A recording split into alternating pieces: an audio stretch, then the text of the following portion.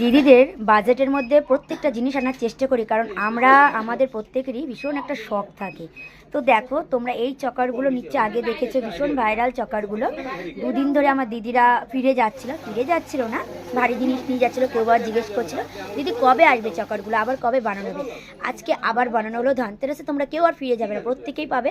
এখানে এই কটা দেখছো, আরও কটা গাঁথা হয়ে গেছে, পুরো একদম প্রচুর প্রচুর পাবে। এবার আমি যেটা বলার জন্য ভিডিওটা করা, দেখো তোমরা দেখতে এই পিসের সঙ্গে ডিম পিস দিয়ে পিস চওড়া চওড়া, সেগুলোতে কী হতো, বাজেটটা একটু বেশি হয়ে যেত।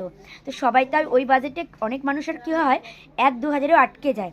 তো আমি যখন বলি একটু বুকিং রেখে যাও, তখন তারা রেখে যায়। কিন্তু সেই বাজেটটাতে যাতে আটকে না যায়, তোমাদের জন্য পিসের জায়গায় এবার সোনার রিং বানালাম।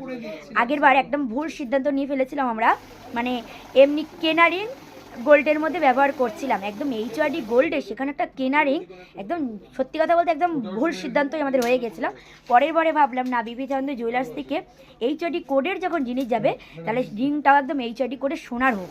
তো আসলে আমরা ভুল সিদ্ধান্ত হলেও সেগুলো কিন্তু সবাই নিয়েছিল, আরও কম বাজেটে হয়েছিল। তো এবার আমরা রিংয়ের মধ্যে করেছি, প্রতিটা সোনার রিং আছে। এগুলো একদম দেখো, এখন আমি ওয়েটে দেব, আমাদের দাদারা সেই ওয়েটটা লিখবে।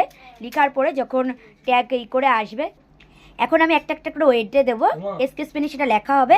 গেতে যখন আসবে আমরা সেটা দেখে আবার ট্যাগে মারবো। তো এইভাবে বিপিচন্দ্র জুয়েলার্সের প্রত্যেকটা জিনিস তৈরি হয়।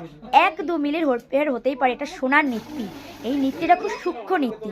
তো এখানে 1-2 মিলির হেরফের হতে পারে, তবে পুরো অ্যাকুরেট ওয়েট থাকে। সেটা তোমরা দেখো যারা আসো, কিংবা এখন আমি অনলাইনে যেগুলো যাই সেগুলোর ভিডিও করে দেখাই। তো দেখো জিনিসগুলো দেখো, প্রত্যেকটা জিনিস HOD কোডের, কিন্তু ঠিকানা হাবড়া রাজা মার্কেট, ব্যাংক অফ ইন্ডিয়ার গলি।